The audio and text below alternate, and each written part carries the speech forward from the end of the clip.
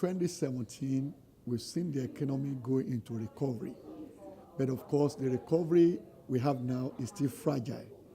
And that means we have not yet got into a comfortable zone, in which case, whatever we did that brought us to where we are, we need to continue doing it.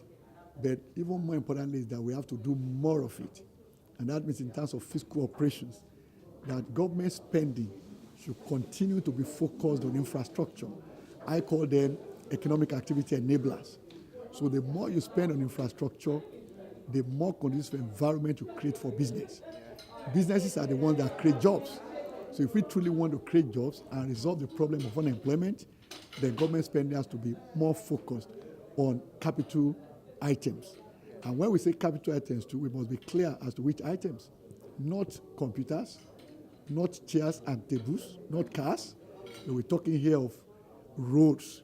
We're talking of having our hospitals, our educational system functional, because all of this work together so that we can have a virile workforce on the one hand, and at the same time have them able to access, those things they require to do business.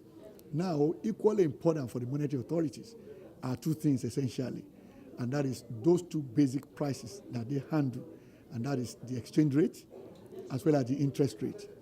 Now, having interest rates still in double digits, Nigeria cannot do anything about that for now.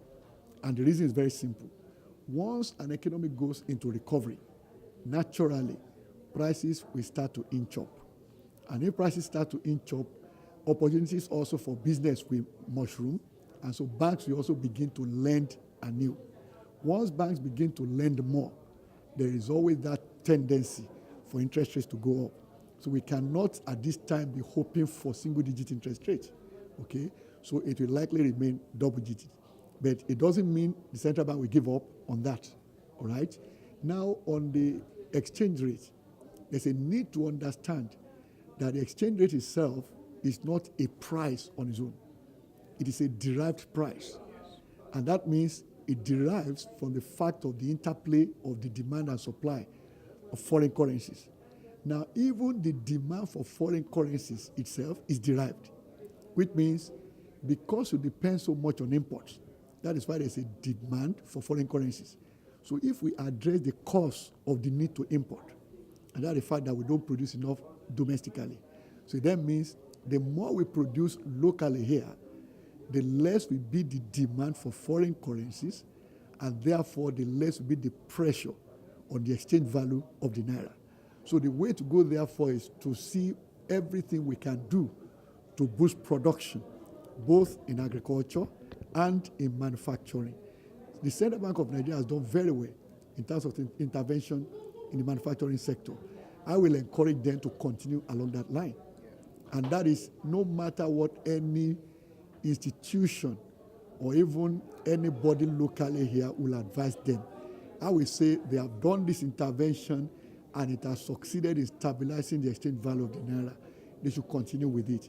But the real gain will come if we sustain this up to that level where domestic production becomes tangible enough to suppress the demand for foreign currencies.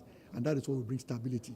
And I want to put an important word in here, that the dependence of Nigeria on foreign investors is misplaced. Rather than looking out for foreign investors to help this economy out of the troubles it is in, we should rather be looking inward here, how to strengthen domestic manufacturers and how to also boost domestic production of, domestic agricultural produce. That, I think, is the way to go. And I believe strongly if we pursue that, this economy will grow stronger and get firmly out of, this fragile recovery we are in.